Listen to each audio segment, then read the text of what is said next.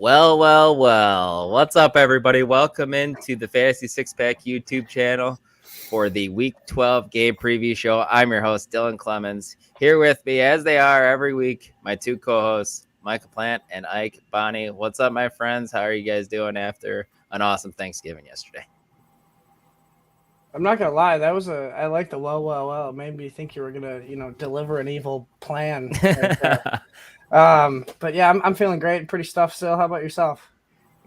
Good, man. I ate leftovers for lunch and dinner today. It's been fantastic. Ike, I know you did some Italian for Thanksgiving. How was your dinner?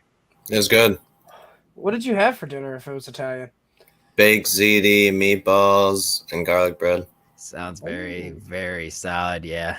I know you're not feeling well, man. That sucks. I'm glad you're here though, powering it through with us.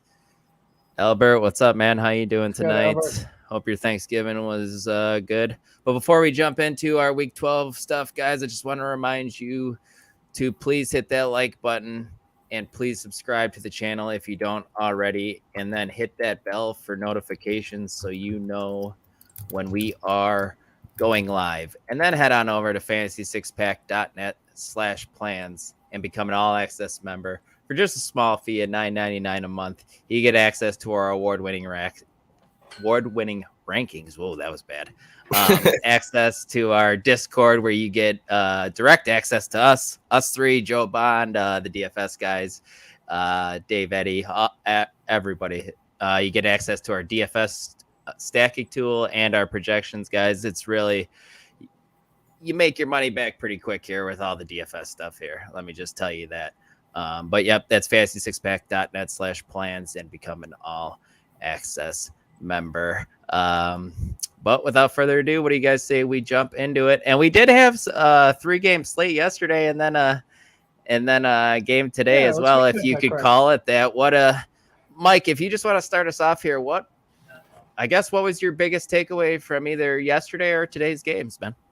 I mean, mine's a little bit more biased, but I'm glad you guys are going to give you guys' opinion as well. But it was the Packers beating the Lions. I mean, the Lions continue their tradition of losing on Thanksgiving. Yeah. Even though they are now, 8-3 and having a great season, best since 1960 and whatnot. But that was shocking. The main reason was just because of how depleted they were. No Aaron Jones, no Jair Alexander, no Rudy Ford in the secondary. So, that was a little shocking just to get as much production out of the backups as they did. But, Ike, did you watch it? I know you're kind of feeling under the weather, but, what was your biggest takeaway?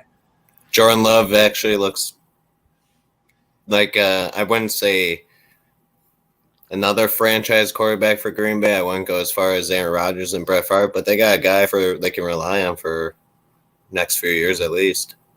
He definitely looked good. And are we worried about the Lions at all at this point? Because let's be real, they were real flat and should have lost to the Bears last week. And then the Packers just kind of come out and just kick them in the teeth. Are they just coming back down to earth, or are they just in a rough spot right now? Or do you think that they're still the third or fourth best team in the NFC? I would say Cowboys are better.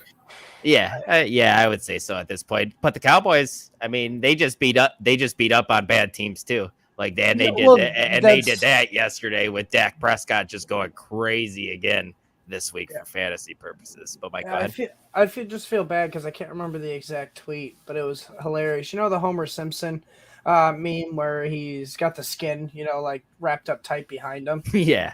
And it's the Lions 8-3 record, and then when it's behind them, it's the Lions haven't won a game in the past 15 games against a team with a winning record. So it's the same, it's the same concept, as the Cowboys. They're just beating up on bad teams. Which let's be fair, the Packers aren't a great team. They probably should have won that one because even them, they're not over 500 right now. So. That's just kind of a little bit depressing if I'm a Lions fan, not going to lie. Yeah, no doubt. And then the night game, guys, is the 49ers. They're back healthy for the most part, and they're back to smashing. You don't want to play them. Looks good. Yeah, and Seattle is, I don't know, guys. I don't want to say it, but was Geno a one-year wonder? He was banged up. So, like, I kind of write this week off a little bit just because he was banged up. It's a short week He's for a kind of banged up stunk player. all year, though, a little bit, Mike. He definitely hasn't been as good as he was last He's season. been okay, but like, they should be looking for a quarterback. And I think, right. He's not the long term, but he's a bridge quarterback. Like, I think you can get another, year out of him. Like Ike said, he's been okay. He's not killing you like Zach Wilson was, or maybe even Doyle did today in the first Black Friday game, because that was just brutal. We can talk about that one a little bit as well. Yeah, I mean, I want to. The first ever actual Hail Mary where there was a pick six on a Hail Mary attempt by Tim Boyle. I've never seen that before in my life. Congrats to Holland, who I have him in an IDP league. Pretty sweet. Eventually got hurt, with the knee injury and was questionable, but it wasn't as bad as Jalen Phillips, who unfortunately that was bad stuff. Did you guys see Tim Boyle's interception prop was set at 1.5, which was the most of any quarterback in football for this weekend? I hammered the over.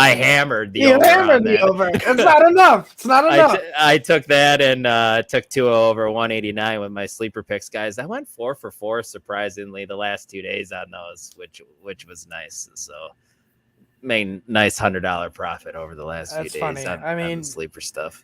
Getting 1.5 on an under over for interception props on Tim Boyle's is about as good as getting that for Peterman. And dude, you can just tell that it was going to happen too. The Hail Mary at the end was the first pick, and then they're marching downfield. They're on like this 15-play drive in the fourth quarter, and the ball just gets batted up in the air, and I'm like, easy money here. Easy money. It's just picked up. It's picked off. But all right, guys, what do you say we jump into the previews though? And Tyler. Thank God the schedule only happens 2 times a year. The amount of money I've lost in the last 2 days is sickening. But yes, congratulations on the state championship and the undefeated season, Tyler. That's even. I mean, that's just as impressive in my opinion as the first ever state championship. No doubt. Undefeated. And we shouted you out on last week's show, so if you missed that, go ahead and check that out too. Appreciate you watching us, man. Yes, sir. But guys, this first game we have the New Orleans Saints taking on the Atlanta Falcons. Ike, Derek Carr out of concussion protocol, looking like he's going to be good to go with that news, and the news of Michael Thomas hitting IR. Are sky's the limit for Chris Olave and Alvin Kamara in this one against the Falcons defense? It's a tough defense, but both are, at least Kamara's getting more volume than maybe other than 2 other running backs, I'd say. Maybe Christian McCaffrey is probably getting more than him. Maybe Saquon, because he had like 30 or 40 touches 2 weeks ago or whatever it was. But he's been a running back 1 in 6 of his 7 games he's played, so he's a smash start no matter what. Even if you have 1 running back leagues, I'd use him in that too. And Olave's had back-to-back wide receiver finishes, so you can trust him for now. Grant, no doubt. Last week was with for the most part, Jameson Winston, but with Michael Thomas being out now, this should have been your main question, man. Does that make Rashid Shaheed fantasy relevant more than just the very boomer bust guy he has been all season long? You should probably roster him, but with no bye weeks this week, you probably didn't have a place for him, I would assume. Yeah, no doubt. Hopefully these next few weeks we can see a little bit of more consistency from him as we're heading into our fantasy playoffs, and maybe, who knows, we can use him as a streamer in those weeks, or definitely roster him because the bye is coming pretty soon. Next week is brutal, right? 6 teams on bye. We had people battling for playoff positioning, so this is not ideal. That's things coming up. Looking at the Atlanta side of things, and I'm just going to start it off, Mike, throwing this one at you. Who would you rather start, Alvin Kamara or Bijan Robinson, if you had to choose between the two here? Well, that's not fair. I mean, I'm throwing it at you. Hit it. Kamara, it's obviously Alvin Kamara. The touches are just bar to none better now than Bijan. Like you said, like I said, I'm going to piggyback off him. I mean, there's only one person really, maybe 2, that are getting more touches, and that's CMC. I can make an argument for Barkley. I mean, even Derrick Henry, we'll talk later about him, isn't getting as many touches. So, that one's easily Kamara. Yep. But this Falcons offense, man, going back to Desmond Ridder, your guy Arthur Smith saying that he just needed a reset here. So my question is to you, how do we feel about this offense going back to Desmond Ridder? Who does it hurt the most? Who does it help the most? You can disagree with me because I really don't care. Yeah, only 3 times with Heineke did a pass catcher get above 10 plus fantasy points, and only one time did they get above 20 plus, and that was Jonnu Smith when he got that screen pass. So, like, take that screen pass away, he probably didn't get over 10. So Heineke wasn't really doing it either. Damn it, Taylor. So that's I mean, so that's what I'm really more afraid of here is like, is Desmond Ridder better than Heineke at this point in Heineke's career? So Ridder gets the bye.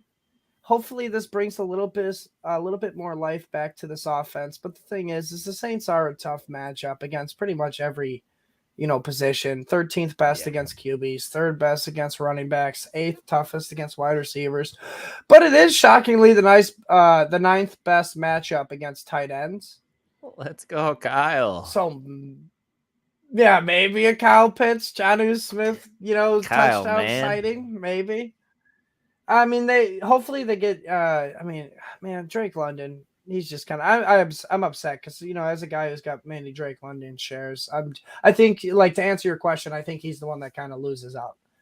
Yeah, and then let me just throw this at you real quick. Does the tight end thing against Atlanta pertain in this one? Like Keith already says. I thought about that. Yeah, and I really do think. Does Taysom Hill count as this guy, or is it going to be Juwan Johnson? Or no? He's probably ranked the top 10 tight end this week. Which one? Taysom Hill. Taysom. Yeah. But I wouldn't be shocked if maybe it's Juwan Johnson because they allow it to all tight ends. So Juwan Johnson's on the team as well. Maybe Taysom Hill doesn't play as many tight end snaps. Yeah. Yep. And he's doing the running back QB thing he does. So yeah. And what I said earlier too, with no bye weeks this week, so you probably don't need either of those guys, except if you're looking for a little bit of ceiling from Taysom Hill. Might as well throw him in there. Just send it. Fantasy Football Addict. What's up? Next game we got here. An AFC North battle between the Matt Canada-less Pittsburgh Steelers taking on the Joe Burrow-less Cincinnati Bengals.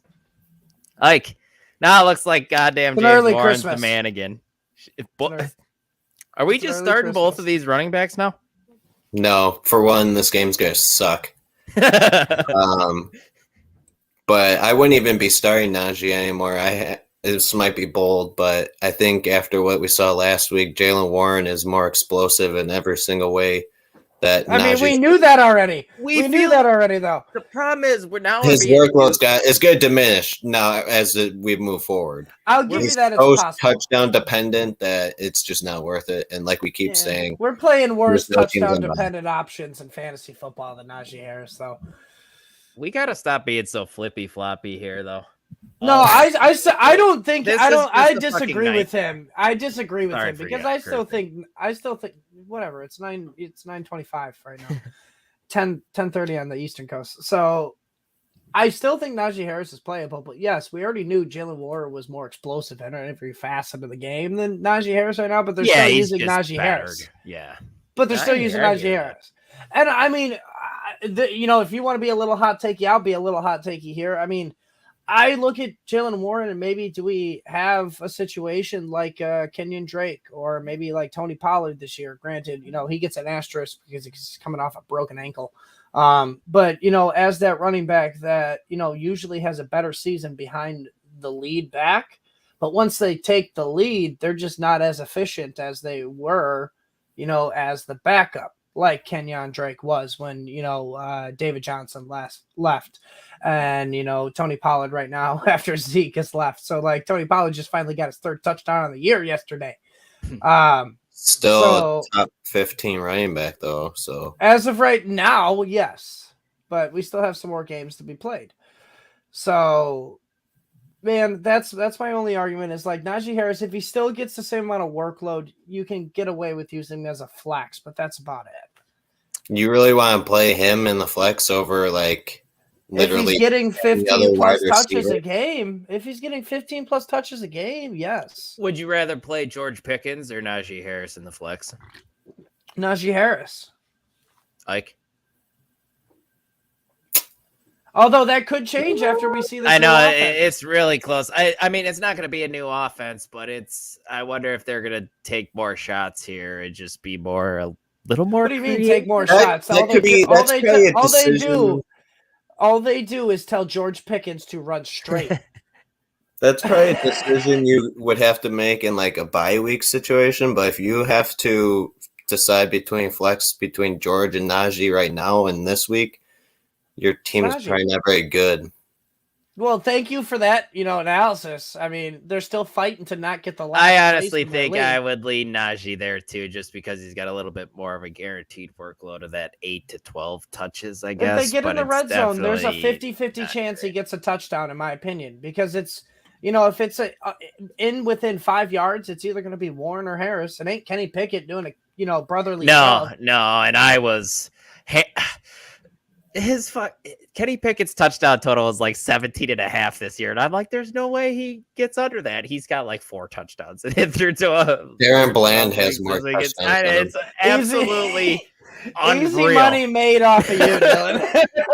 We're spending way too much time on this team right now. Oh, yes, we are, and I love it. I mean, there's people though that are having to choose from these options. Yeah. I mean, realistically, look at Sean. I mean, he's deciding between Najee Harris and some other players. Sean's just catching strays right now. What the hell? No. I mean, his team is fine. His team is fine. It's just Ike was over here taking shots, saying if you got Najee Harris and George Pickens to choose from, you got a bad team. It's just I do think you do, because why would you have 2 Steelers players all year?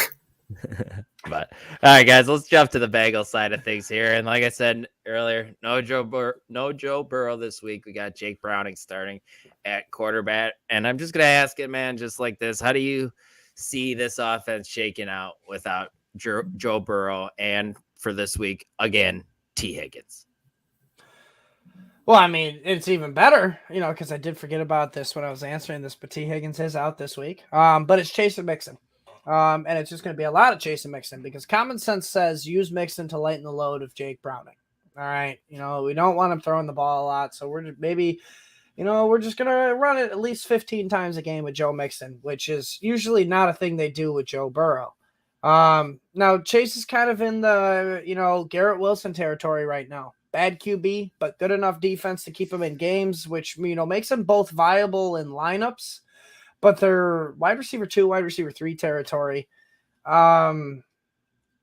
It's solely just based on volume for Chase, hoping he gets the peppered targets here, because Mixon's the biggest benefactor, I believe, because, I look at it 9 times out of 10, when you get a backup quarterback coming in, you're going down to the check down offense, where the tight end, the running back is usually the biggest benefactor. But I still think there's going to be designed routes, first read options for Jamar Chase, in this upcoming game. It's not going to be great.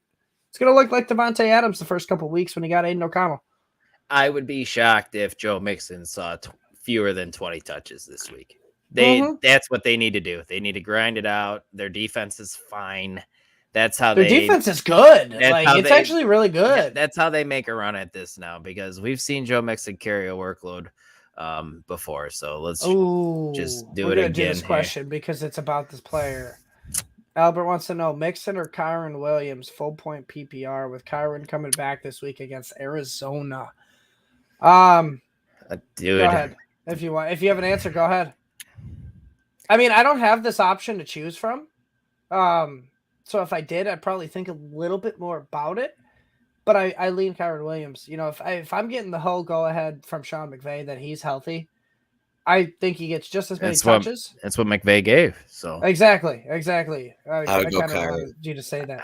I lean Kyron Williams because the matchup against the Cardinals is just better. Yeah, I know. I agree. And I just, like I said, this game's going to be crap. It's going to be low scoring, and there's just going to be more scoring potential in that Rams-Cardinals game, and we'll get there in a little bit. The next game we got on the docket here is the Jacksonville Jaguars taking on the Houston Texans. Ike, Calvin Ridley, he's back. Maybe? Or is it just a flash in a pan?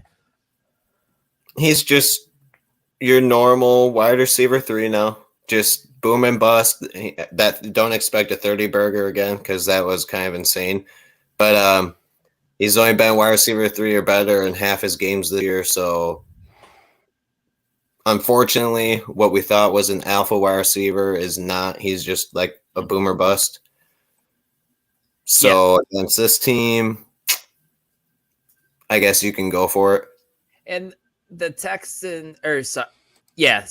the Texans are really struggling against slot receivers this season. I think want to say they're top 5. They've given up in the top 5 in fantasy points to the slot receivers this year. So I think this could be a man, am I drawing a blank? Christian Kirk game. There we go. Got there. Took a minute. Got there. Derrick Stingley will be on Calvin Ridley too, who's been coming back from injuries, been doing solid. If I'm choosing between the 2 wide receivers this week, I'm going Kirk over Ridley too. Mike, do you agree with that? Yeah, I mean, most weeks you're going Kirk over Ridley. Just because he gets 2 touchdown weeks doesn't mean he's not a flex option still. Yep. I hear you there. And then vibes are good on the quarterback. Trevor Lawrence too, finding the end zone twice on the ground. Are the vibes good enough to where you would think about starting Trevor Lawrence over CJ Stroud in this same game, or are you still going the rookie over Trevor? Go on CJ still. Yeah, you're on CJ. He's just seen it. He's shown it more. Right on there. Looking at the Houston side of things, Mike, I kind of like this question. Pat myself on the back here. Would you rather have Tank Dell over Nico Collins rest of season and this week, or is it still Nico over Dell for you? I mean, you just give me an option to, gloat about Tank Dell. Last 3 games, Tank Dell. Before I go, it's Tank Dell rest of the season and this week. Last 3 games, Tank Dell and Collins have played together, which is week 8, week 9, and week 11 because week 10 Collins was out. Tank Dell has either out-snapped Collins or had just as many snaps. Week 8, 77.6 to 72.4. Week 9, 84.7 to 79.2. And then week 11, they both had 76.1. Now, in the last 2 weeks, because week 10, actually, I think that was week 10, that was the week that Collins missed. All right, so week 9 and 11, 10-plus targets in each of those games. And then Tank Dell, just in the past 3 games, everybody's like, oh, my gosh, we love CeeDee Lamb, which, granted, totally do. Give him his flowers. He actually has more points in the last 3 games than CeeDee Lamb, 77.4 to 73.3, which I found a little bit shocking, actually. And then he is the wide receiver 2. Behind only Ike's boy Keenan Allen past 3 weeks. Wow. So, nice. Yeah, very impressive if you ask me. Now, granted, there's a blow-up game in there, but it seems like CJ Stroud, just has a trust with Tank Dell down the fields a little bit more than Nico Collins, past couple of games. So, give me Tank Dell with the deep shots and, 10-plus target aspirations. Yep. No, I hear that for sure. I'm kind of leaning that way with you that I like Dell this week and rest of season. I mean, last week, Joe told me he ranked top 10 wide receiver, I'm pretty sure. And that was with Noah Brown out. So, with Noah Brown in, maybe he's more in the 15 range. But he has the potential to absolutely be fringe wide receiver 1. Texas just smashed that draft. They really did. I know they traded their number 1 this year, and everyone kind of made fun of them for it, including myself. And hey, they're a fringe. I mean, the Cardinals pick year, sucks from them. Yeah, right. They're a fringe playoff team this year, so hats off to them. And they, like I said, they really killed the draft last year. Next game here we got on the docket, the Tampa Bay Buccaneers taking on the Gardner Minshew-led Indianapolis Colts. Ike, we've seen Baker be a nice streaming option this season. I want to say he's a top 12 quarterback on the year. If not, he's really close. What do you how do you feel about him this week against Indy? He's outside the top 12 quarterbacks for me this week, so he's nothing more than a solid quarterback too in super flex leagues. Colts have forced more interceptions than they have allowed touchdowns. Baker, I wouldn't say super turnover happy, but he can turn the ball over. He does do that often. So I wouldn't do it this week. I wouldn't put him in 10 or 12 team league starter. Yeah, I agreed. Indy just kind of mucks everybody up with them. So yeah, I hear that. I'm not even gonna acknowledge it because you didn't acknowledge me, man. Hey, Sean. I love it. If you had to sit one of the big three here, like Chris Godwin, Mike Evans, Rachaad White, who is the guy you would sit out of this offense? It's definitely not Rachaad White, and it's definitely not Mike Evans. So yeah, you're saying Chris Godwin. Right on. I think we can go ahead and move on to the Colts side of things. Mike. Acknowledge Dion, though, because he did acknowledge all of us. Idea. Yeah, my wife got sick the day before Thanksgiving, too. We're all struggling right now. It's bad stuff, man. That's because you had the vid. Yeah. Mike, Josh Downs, he was everybody's waiver wire darling about a month ago, and he had been doing all right. Couple solid weeks, but the last two, not good. I want to say 6 total combined points or something. Can we see a bounce back from him this week against the banged up Buccaneers secondary? Could he slide it back into wide receiver 3 territory? It is a juicy matchup here. Don't get me wrong. But since Jonathan Taylor's come back, Downs has taken a back seat. He's been kind of the unfortunate odd man out here. Weeks 1 through 6, he was seeing, this was without Taylor, weeks 1 through 6. He was seeing 76.2% of the snaps. Great. We like that. We love that, actually. Since week 7, only 49% of the snaps on average. So taking a total dip, and like you said, noticeably, I mean, only 13 targets the past 3 games. That's attributing to those 6 total points. And most of those targets came in week 8. I mean, he's only got 4 total targets in the past 2 games. So, unfortunately, I have to say it, but he's kind of a boom bust wide receiver 3, which you don't want those, and he's a high upside flex. Yep. Yeah, that's the territory he is right now. Yep. I mean, it's juicy matchup, but he's going to do it on very little targets. Mm-hmm. Yeah. I'm hoping you don't have to rely on Josh Downs this week, but there is teams out there that do. I am playing him in a league where it's just a bunch of you got a bunch of flexes. Mm-hmm. That's why, though.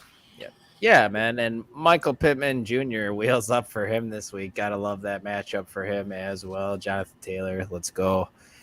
Firing everybody up there. Next game, probably not firing many people up in this game. We got the New England Patriots taking on the New York Giants. Ike, where do you have? Go ahead. I was just going to say, if you guys haven't seen the show with Joe and AJ, they had Marcus Grant on this week. And the whole time when we were talking about any matchup from this game, Marcus Grant was just hilarious every time. He goes, guys, you can just go do something better with your life than watching this game. And I found that hilarious because he works for the NFL Network. And he's telling you to not watch this game because it's just going to be bad. It is just totally gross. This is the game we should talk about the least. I can make it quick. Where do you have Ramondre Stevenson and Demario Douglas in your rankings this week? Ramondre should be the only guy you're starting on this offense. RB 15 is where I have him. Since week 6, he's averaging 15.1 fantasy points, which puts him at RB 16 throughout that time. So high-end RB2, mid RB2 is good enough for him. Start him up. Yep. Demario Douglas, I have outside the top 40, and with no buys, which I keep saying, you should not have to start him or even think about it. Since given starter snaps, he's only averaging 10.5 fantasy points per game, which is wide receiver 44. I mean, it's a flex option, I guess, but you can probably find better options. Agreed. Josh Downs or Demario Douglas? I'd rather go Demario Douglas for that one. I have Josh Downs way lower than that. He hasn't done much really, so. Yeah, he's struggled recently for sure. Plus, Gardner might have a tough time against Tampa. Yep.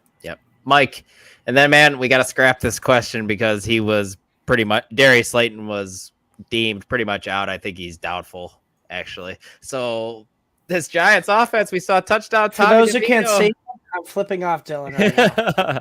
Tommy DeVito, 2 touchdowns, I think, last week.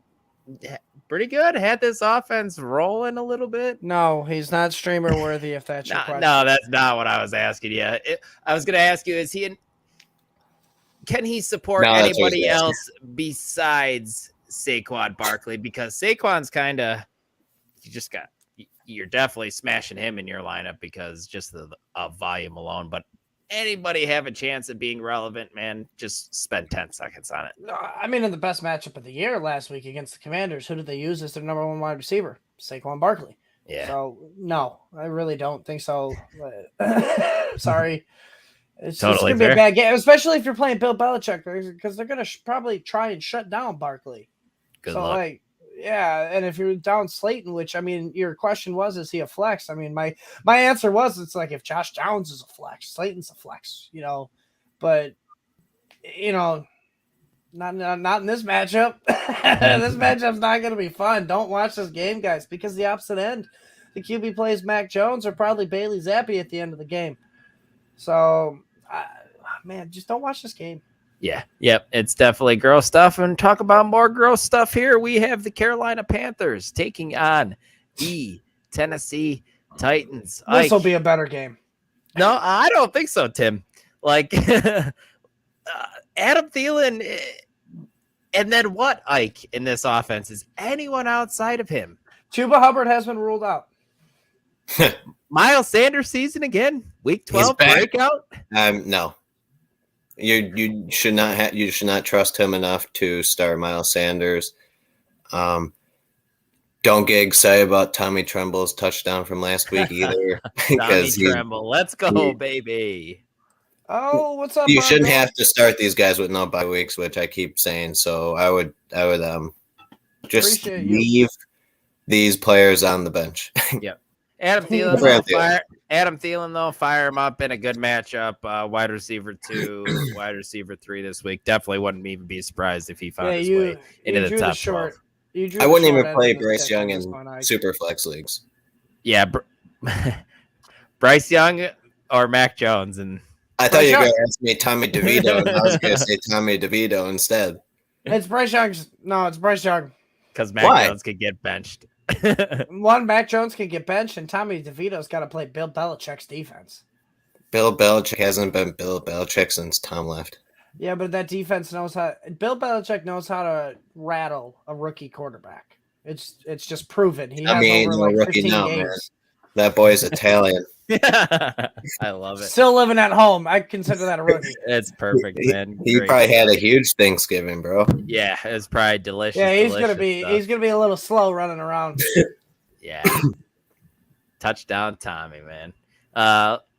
Mike, looking at the Tennessee side of things, this is Derrick Henry's time to shine, man. Are we on the break of getting playoff Derrick or no? Yeah, I'm glad you gave Ike the Panthers. He drew the short end of the stick on this matchup. Thank God. Come on, man. He gets the away teams. Well, either way, he gets the short end of the stick on this one. So thanks to StatMuse for this information. Derrick Henry obviously, goes off in playoff season. Unfortunately, it's not playoff season yet. That's December. But in November, he averages 5 yards a carry in his career. Has 1,837 rushing yards and 20 touchdowns in 25 career games. All right, so maybe we get a good week this week. I mean, it is the Panthers' second best matchup against running backs. I'll be honest, I pushed all my chips towards the middle this week in the silly string picks, and I picked over on Derrick Henry projection because of the matchup, because I know he's the guy. And like you said, he gets going later in the season, Dylan. But in December, man, 5.5 yards per carry, 2,412 rushing yards, 25 touchdowns in 25 games. He pretty much averages a touchdown per game in December. Yep. So, all you Derrick Henry owners, that happen to be happy to be fortunate enough to be in the playoffs, he's going to come alive for you. All right, because it's either we get playoff Derrick Henry this December or we may have to retire him next year for fantasy, unfortunately.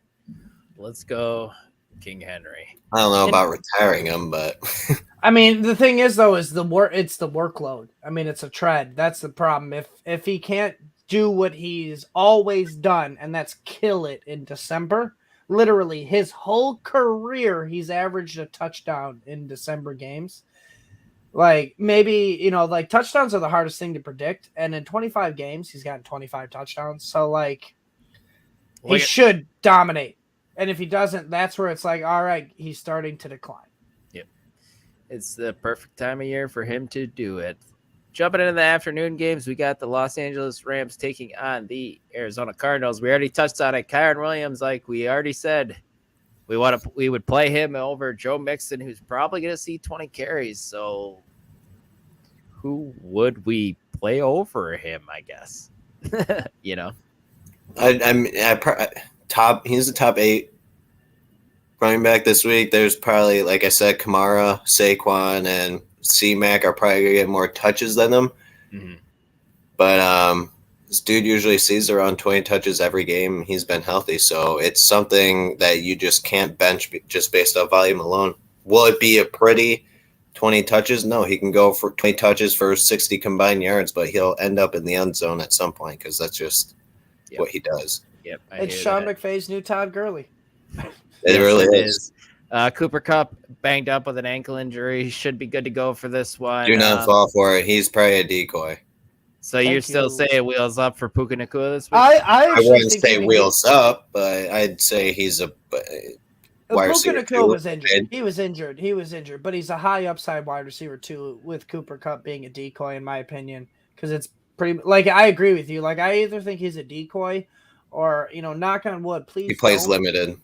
Or he gets re-injured, because I'm pretty sure it was a high ankle sprain. Like, high ankle sprains knock you. It was low ankle. Was it low? Are you sure? Yes. I don't care what part of the ankle, that shit hurts. Like that, he should be taking a week off. Like, that's outside of Matthew Stafford right now, that's your friend. Aaron Donald, that's your franchise guy. So, like, why? I feel like it's negligent to be playing Cooper Kupp off of this injury. They're close to playoff. I was going to say, they're going for it, man. So he's going to want to lace him up. He's going to want to be out there.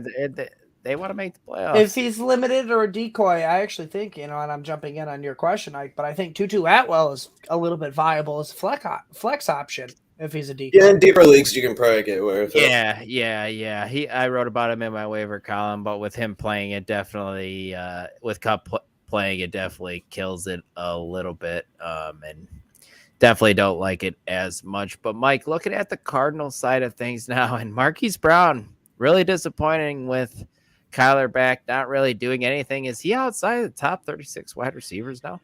No, he's still in the top 36, even without the production right now, unfortunately. And I put an LOL there because it is funny to say that. 17 targets the past 3 games, 15th on the year for wide receivers in targets. Like, I just think this is, just shaking off the rust with Kyler. All right. Leading the receiver for the past 3 games has been Trey McBride, which awesome for Trey McBride believers, because we're finally getting to see what he can do. But this just makes me think Kyler's just more comfortable with the check down right now. All right. So, like, literally, he's one missed deep touchdown pass to Brown a couple weeks ago from having the narrative being flip-flopped, So, like, you look at last week, Rondale Moore got the touchdown, and props on Chris Robin, for making that call on the Sunday social show. You guys check that out if you want some DFS advice this Sunday. But the thing is that was literally his only target. But he cashed in on it. That's all that matters. Yep. So, like, Marquise Brown is still a part of this offense. It's just Trey McBride's been, kind of the first read option for the most part for Marquise Brown. For Kyler Murray. So I still think Marquise Brown, you got to start him. It's just you're tempering expectations, but I do think the big week is coming. Like, just throwing this at you, do you have Kyler Murray as a top 12 guy this week? Borderline? You have to. Yeah. You have to. You'd rather play him than Stafford? Yeah. Oh, yeah. Pretty sure I have him. I'll give you a harder one because this is something I actually deal with. It's super flex. Jalen Hurts, he's an automatic starter no matter what. You're starting Jalen Hurts. But then as my super flex option, it's between Kyler Murray and CJ Stroud. And Stroud. Kyler plays the Rams. Stroud plays the Jaguars. I'm going CJ Stroud. I know, Jaguars but just got pissed on last it's week. By you know what I mean? Like that one's a tough one. I know it's a woe was me type of question, but it's like, man, what the hell? You know what I mean? You sit there and it's one of those ones where you want to do a Ruxin on the league and just tinker about it.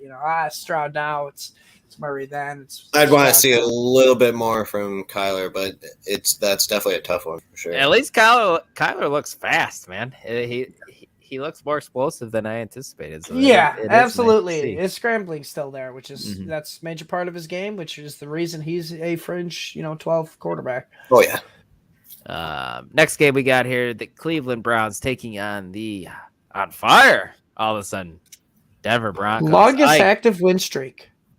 Ike, Kareem Hunt or Jerome Ford this week? I'm gonna have to eat my words because for a while I've been saying Kareem Hunt, but it's definitely Jerome Ford's backfield. Kareem Hunt's going to get touches, but like I said, I just want to hear you say I was right. Like I said for Najee, Kareem Hunt's touchdown dependent. I'd rather have Kareem Hunt over Najee if you were gonna ask me that, but no. I would, yes. Yeah, Kareem Hunt's been RB2 so consistently compared to Najee Harris. It's anyways, but Ford Najee's is getting RB2 workload, but not finishing that. They both see the same amount of touches, probably. I disagree. Najee's got more touches, but move on. Would you rather play Marquise Brown or Amari Cooper this week with DTR starting for the Browns? Marquise Brown. It's Brown. Really? That surprised me a little bit there, guys. I mean, if it was PJ Walker, quick. I feel a little bit better, but we saw what it was with DTR. We saw what David Njoku is leading the team in targets the past whatever week. So that's honestly probably DTR's number one option. This team is a run first option with DTR because he can run as well. Yeah. Right. Run, go to the tight end, take a few shots deep. Mike, tough matchup for this Denver offense that has been producing solid fantasy guys. Javonte Williams has been good the last few weeks. Cortland Sutton made a wild catch last week for 3% on next gen stats. I love it. Lowest of all ever recorded. That man can't separate, but you get the ball in his hands. I bet the second lowest is that Tyler Lockett touchdown like 5 years ago. That was the coolest thing. Yeah, that was the best catch ever. So Russell Wilson has the two lowest.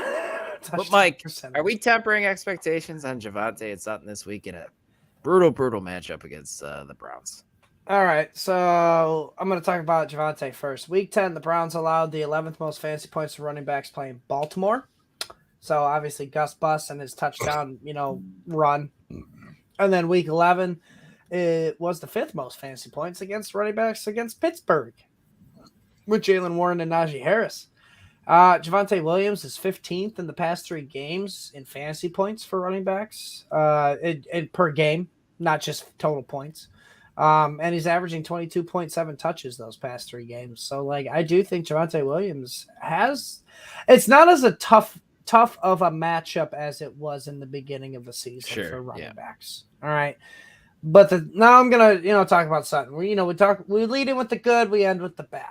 All right. So Sutton is just straight up touchdown dependent. All right. And at the rate that we're seeing it, the touchdowns are very low probability thanks to next gen. So take away the touchdowns the past 5 games he's had, because he's on a streak of 5 touchdowns in the past 5 games. He's only averaging 4.8 receptions and 54 yards per game. All right, that is 9 points a game in PPR. All right, half PPR, it's only about 7. All right, and it's on 6.2 targets. So, it's just there's not a lot of volume here. Now, granted, here's the thing, and I bet you didn't know it. All right, Sutton has 8 touchdowns on the year. How many more wide receivers have as many or more touchdowns than him this year? 1 or 2, maybe. I think. Can you name them? Tyreek. That's probably about it. It is just Tyreek. And he did. I had a scheduled tweet out that said Tyreek Hill just scored his 10th receiving touchdown of the year this week. He had 9, before this game, but still leading Sutton. So he's averaging a touchdown on 5.6 receptions. Like every 5 receptions, pretty much 6 receptions, if you want to round up, he's scoring a touchdown. So like regression is probably going to hit here soon to where he's not going to be scoring as many touchdowns. So like I don't think it's favoring Sutton this week. Yeah, I agree. Marquise Brown or Cortland Sutton? Marquise Brown. Whoa. I think You would go Sutton? Oh, yeah. Dude, just not enough targets, I like the man. stat of all he needs is 5 catches and he gets a touchdown. I like that. But that's just not sustainable, though. That's not sustainable. I looked at it. I'll look at it again here for wide receivers. But every wide receiver that had basically 7+ touchdowns, they had at least. Romeo Dobbs is one of those guys. Yeah, like Sutton has 8 touchdowns on 45 catches. I love it. While Tyreek Hill has 10 touchdowns on 88 receptions. So, like, it's just not sustainable in my eyes. He is the red zone threat. We knew that, man. Come on. He is. I mean, Russell Wilson is throwing a lot of touchdowns, too, and I think he's... This probably isn't the week to be, like, all high and mighty on him, but... Yeah. Denzel Ward out for the Browns, so maybe that helps Sutton. We do have some questions here. Yep. As we pull it up too from Chandler. Flex 2-2 Zay Jones, Trey Palmer, full point PPR. Kind of want to say Zay Jones, but I still go 2-2 because I think Cup's a decoy. I don't want to agree with you on that. This is just speculation. If you don't flipping clue. That's why I don't want to agree with you. I can agree. I don't believe him either. So it's like I don't want to. If you think the same as me and Ike, play 2-2. But if you don't think Cooper Kupp's a decoy, you go with Zay Jones. Because Zay's been pretty good when he's been on the field. He's just played like 2 games. So I get the allure of Trey Palmer, but no, unless you're in super deep leagues. We did have another one from Dion before him. Edwards, Kamara, Pacheco need one. Should I sit Kelsey at flex and go 3 running backs? No. Edwards. I think you go Kelsey. You can't sit Kelsey. I'm sitting. We're going to talk about this game next, and I think you're sitting Pacheco as well because you're riding the wave with Gus Edwards, man. It is what it is. You play your running backs against the Raiders, which Pacheco's a running back against the Raiders. So, 1 + 1 = 2. But Gus Edwards has 9 touchdowns since week 7. So, like week 7, we're talking 4 weeks ago. You can only pick one from those 3? 2. Need 1. Well, no, he said, or should he sit Kelsey at flex and go 3 running backs? So no, we were right. I don't think you sit Kelsey over Pacheco though. That's the thing. Nope, I agree. But looking at the rest of this Chiefs offense, guys, in this next game is Kansas City Chiefs taking on Dion, transition master. Vegas Raiders. Yeah, that was great stuff. Rashee Rice, I wanted it to happen, man. Fortunately, it's not happening the past 3 weeks. What do we do here? He should still be rostered because bye week's coming up, and then could be used during that. And in deep leagues, he could be in starting lineups. But he's had 3 straight games under 10 fantasy points. He's getting out targeted by Justin Watson. I don't even know the dude's first name. I thought I got it wrong there for a second. But it is Justin.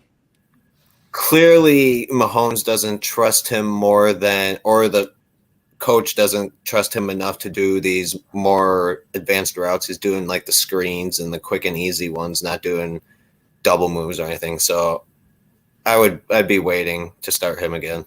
Back to Chandler's question earlier when he said flex 2-2 Zay Jones or Trey Palmer. If you had Rashee Rice as one of those options, would you start him over those 3 guys still?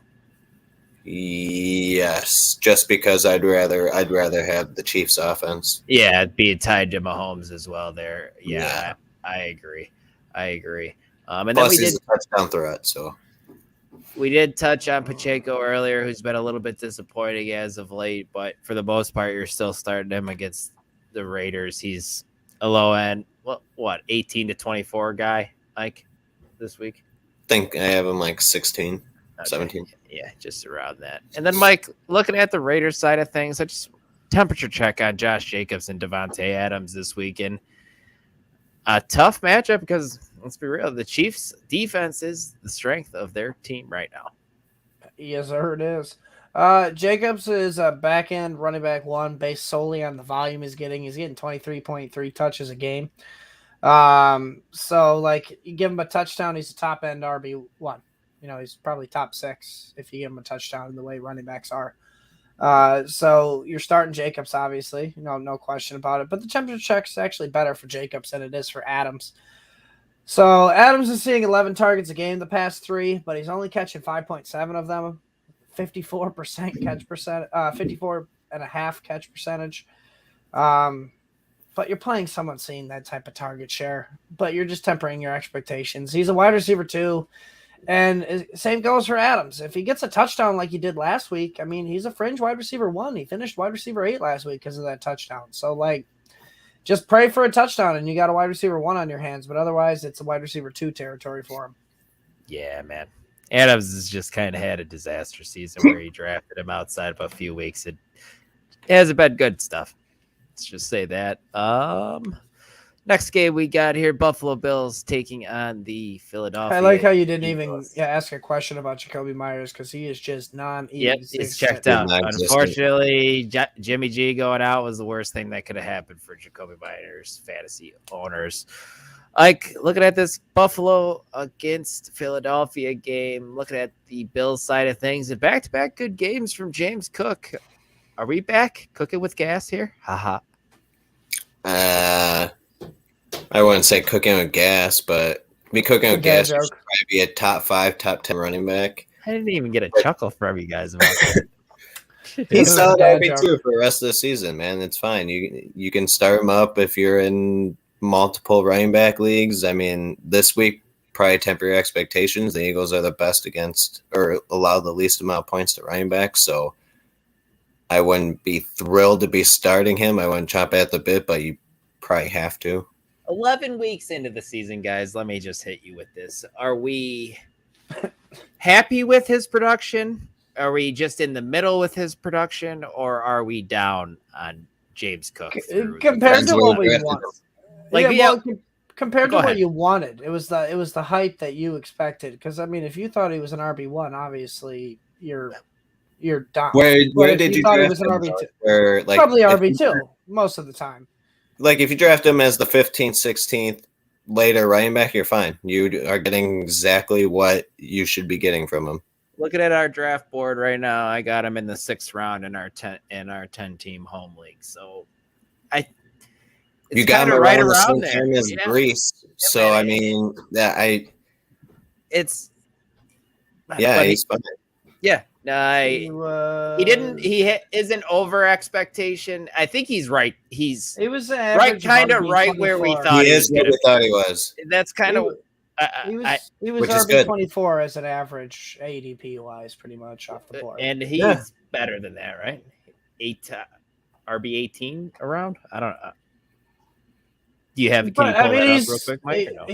I can pull it up, but he's been all right. It sucks that you could have got Rachaad White, running back 15, but because he's like a top 10 running back right now. RB 15, and I know injuries are baked into it. And you, Mike, like you said, you're drafting him as RB 25. That's total points. That's total points. Fair, when it's fantasy, when you pull it into fantasy points per game, it's only about 26. Yep. It's just interesting stuff. And then you're still Josh Allen. You're rolling him out against Philadelphia. Not an awful matchup by any means. Stephon Diggs. You're not rolling out Gabe Davis anymore, guys. He's Gabe Davising right now. It's not good. Like I said, he had his blow of the year, so gotta wait for playoffs. Blew his load. Is that what you said? He blew his load, and now he's done for the year. Blew up. It is done so. Until playoffs come around, and we'll probably see a 3 touchdown game from him. Then people like Dylan will fall in love again. There's just one problem, Mike. He's not any good, and his metrics tell you that he's not any good. So maybe we should just believe it at this point. I think I'm going to. Khalil Shakir looks good though. He does. He looks very good. Borderline. I don't like that face you made. You can probably roster him at this point. Okay, we can roster him, but you can roster him for sure with the way things are on the streets right now.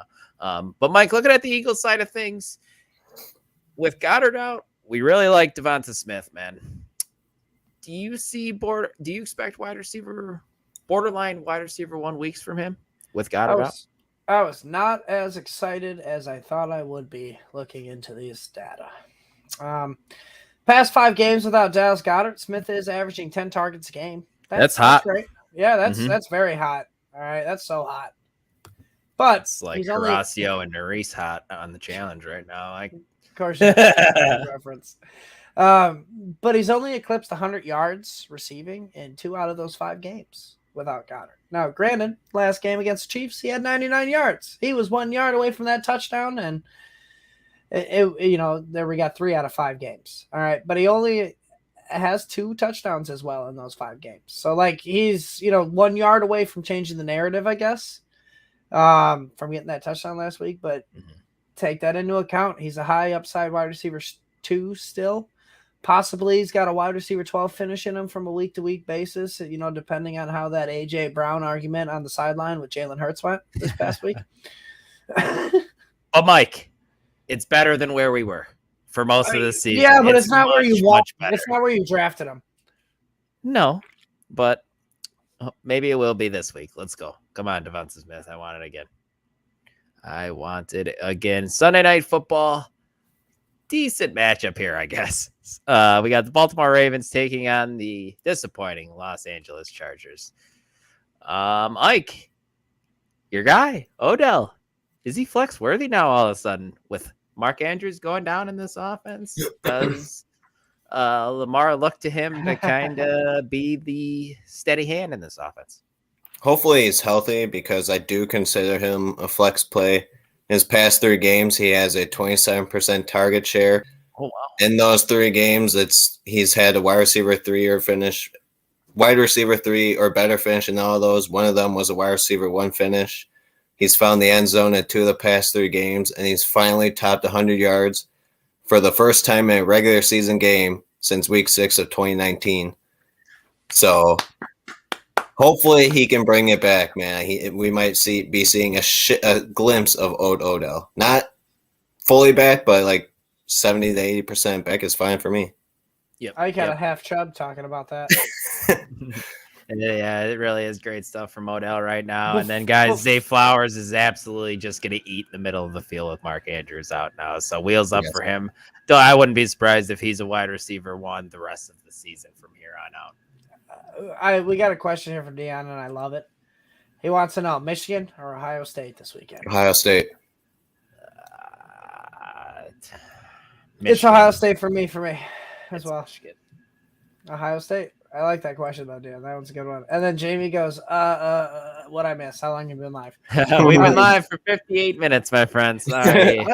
You're all good, Jamie, but I was missing usually you, man. It's Fridays. Usually it's Fridays, my man. 9 o'clock Central. But all good. We pretty much have gone through most of the games, though, unfortunately, Jamie. So you're going to have to check those out. And then Gus Edwards pretty much locking in, top 20 guy now. All he does is fall into the end zone, guys. It doesn't matter how many snaps he's playing. He's going to get 10 to 12 touches a game and a lot of goal line carries. So you're playing him. Looking at the Chargers side of things, Mike, Justin Herbert, Austin Eckler, Keenan Allen, and then this is a big fat maybe. Donald Parham.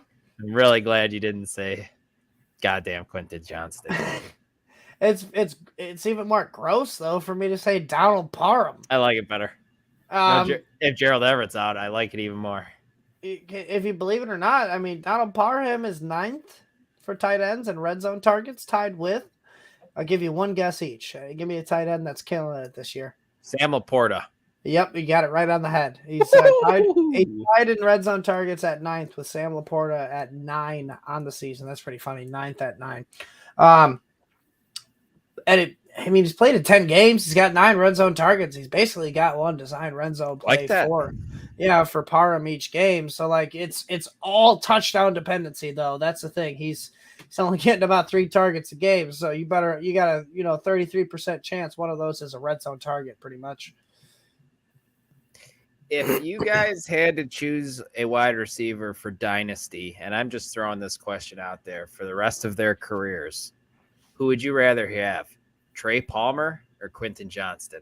Quentin. And you don't know who the quarterback is for the But I do know who the Bucs quarterback is. future right now. Well, I wouldn't say I was gonna say I know the quarterback for Quentin. That's the biggest factor.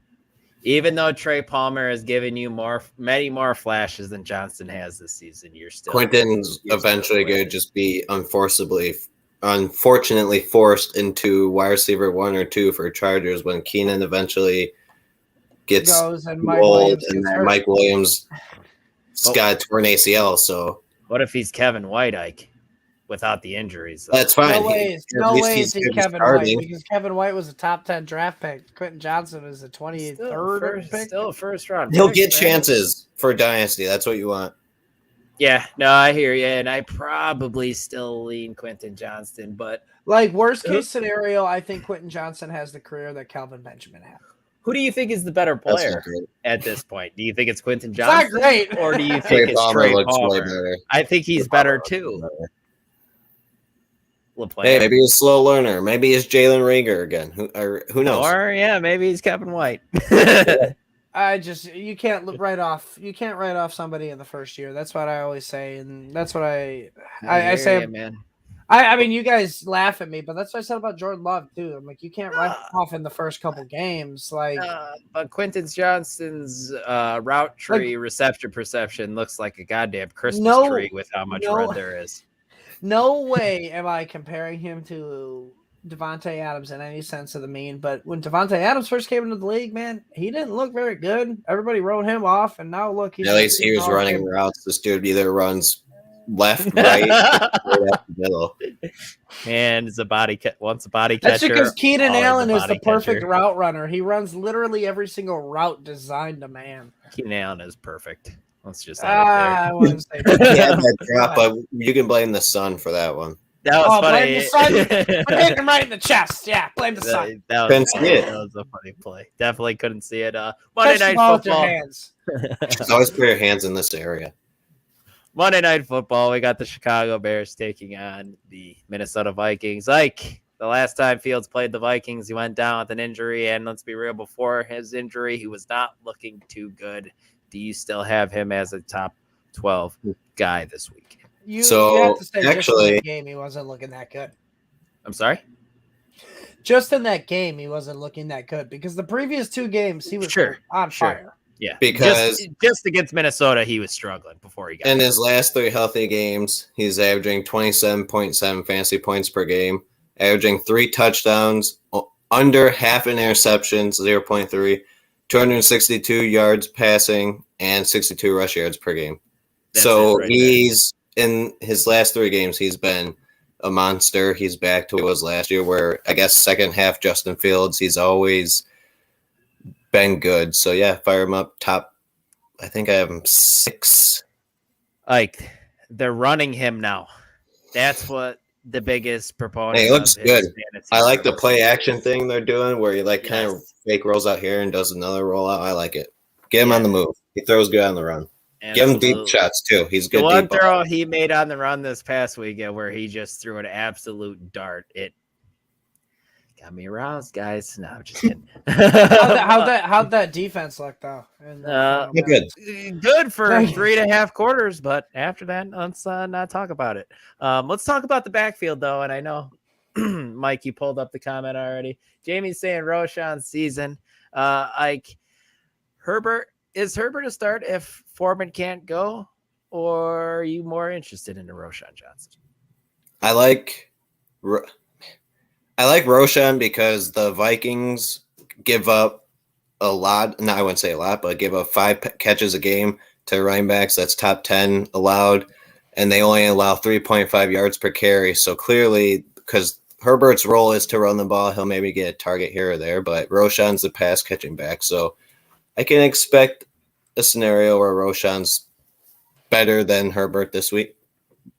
Wouldn't surprise me, but I do see Herbert getting the bulk of the carries. But if he's not doing anything on the ground with him, I could definitely see Roshan. Plus, that defense is looking solid lately. Yep. And then we do got a question here from Albert. Mike, I'll pull up. We got Justin Fields or Josh Dobbs this week, and I'm going with Fields myself. That's Fields, yep. Yep. Even though Dobbs, man, you look at his rushing yards on the season. Let me pull it up here. He's second behind Lamar Jackson, I believe. He's averaging probably about 50 or something. I lied. He's third. He's behind Justin Fields and Lamar Jackson when it comes to rushing yards on the year. No, I'm sorry. That was last 3 games. Come on, man. Figure it out, bro. I was on the trends page. He's second behind Lamar Jackson. All right, Mike. He runs the ball. Let's just go with that. Looking at more than Hurts.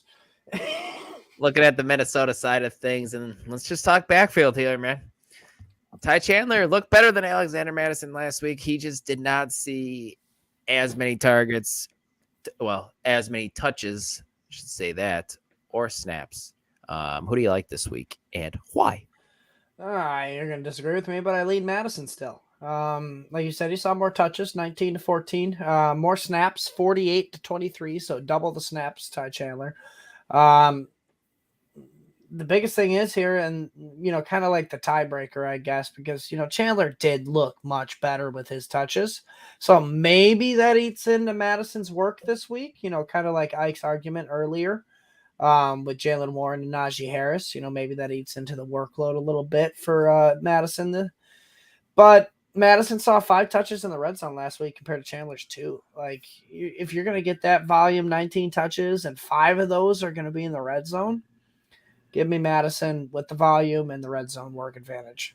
Yeah, I think it's close, man. And I don't know where I'd go if I was roster both of these guys. I don't know who I would choose between right now. And it's a slight lean towards Madison, but you can make an argument for Chandler because he did look better with his touches. Mm-hmm. And and we've seen him being worked in as like a wildcat type of gadget guy in this offense too, which is nice. You always like to see stuff like that. Believe it or not, because for as many fucking fumbles that Alexander Madison has on the year, they trust him more than Ty Chandler, unfortunately, right now. That's the weird thing because Madison fumbles like it's his job, and they're just like, you know what? Get back. You're doing great, man. Yeah, so it's like, they trust him more. That's why it's like a slight lean to Madison, unfortunately. Yeah, it's definitely interesting. Then you're firing up Jordan Anderson, maybe temper expectations a little bit. Jefferson's not playing again this week. Once again shut down. So, but although I didn't think Cooper Kupp was playing this week again. So what the hell? Yeah, no, I'm pretty sure Justin said he was. Yeah, it's trending in the wrong direction for sure. He said I did get an update that he said he reached top speeds in practice, but he's still gonna play it safe. Good news there, guys. But that wraps up our Week 12 game preview show. Hope you guys liked it. If you did, please hit that like button. Please subscribe to the channel if you don't already. Hit that bell for notifications so you know when we go live or a video is posted. Make sure you come back to the channel on Sunday for the Sunday Social Show where myself, Mike LaPlante will be here, Joe Bond talking rankings, Alan Sandage talking bets, Jordan Schultz with us talking start sits, and then to wrap up the show for an hour, you got the DFS guys. I don't know if they're going to roll 3 deep this week or if it's just Dave and Chris. We'll find out on Sunday. But yeah, Mike, did I miss anything? Oh, go to fantasy6pack.net/plans. Become a all access member for just $9.99 a month. You get access to our award-winning rankings, and we'll help you win a championship. Getting into the playoffs. Yes, in the Discord. So make sure to check that out. But until Sunday, for Ike and Mike, I'm Dylan. We will talk at you next time. Appreciate you, Jamie. Thanks, Peace out, guys.